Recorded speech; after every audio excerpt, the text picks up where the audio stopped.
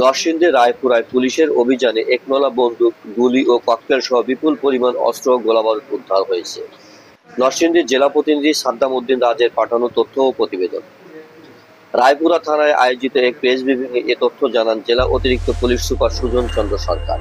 Press ব্রিফিংয়ে তিনি জানান, আজ দুপুরে গোপন সংবাদের ভিত্তিতে রায়পুরা থানায় পুলিশ জানতে পারে রায়পুরা উপজেলার চান্দেরকান্দি ইউনিয়নে নজরপুর এলাকায় সন্ত্রাসীরা অবস্থান নিয়ে গোলাগুলি ও ককটেল বিস্ফোরণ করছে। তাৎক্ষণিকভাবে সহকারী পুলিশ সুপার বাইজিদ বিন মুনসিরের নেতৃত্বে সেখানে অভিযান পরিচালনা হয়। অভিযান চলাকালে ওই এলাকায় একটি বসতবাড়ির পিছনে একটি পাকা ঘর থেকে একনলা 5টি বন্দুক, 10টি বুলেটের সীসা কার্তুজ, 3 রাউন্ড পিস্তলের গুলি, একটি পিস্তলের ম্যাগাজিন, 18টি অবিস্ফোরিত ককটেল উদ্ধার করা হয়।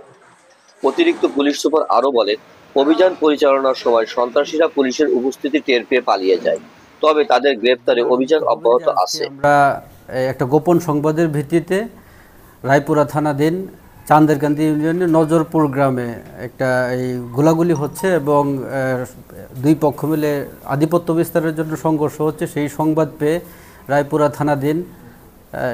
রায়পুরা থানার পুলিশ অভিযান পরিচালনা করে।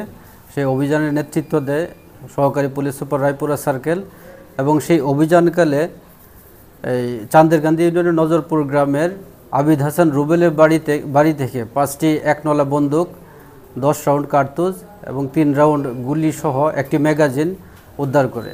তো পুলিশ অভিযান পরিচালনাকালে আরও 18টি ককটেল উদ্ধার করে। পুলিশের অভিযান পরিচালনায় টের পেয়ে আবিদ হাসান রুবেল সহ তার যে সহযোগীরা আছে তারা পালিয়ে যায়। তাদেরকে আমরা তৎক্ষণাৎ গ্রেপ্তার করতে পারিনি, কিন্তু আমাদের অভিযান অব্যাহত আছে। আমরা আশা করছি দ্রুত সময়ের ভিতর তাদেরকে গ্রেপ্তার করতে সক্ষম হব।